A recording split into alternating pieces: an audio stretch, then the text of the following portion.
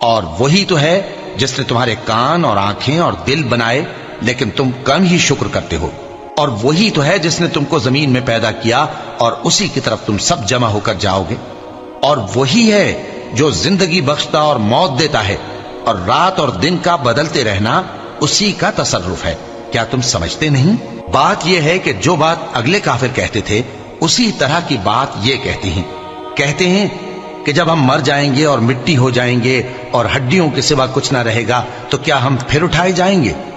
یہ وعدہ ہم سے اور ہم سے پہلے ہمارے باپ دادا سے بھی ہوتا چلا آیا ہے۔ اجی یہ تو صرف اگلے لوگوں کی کہانیاں ہیں۔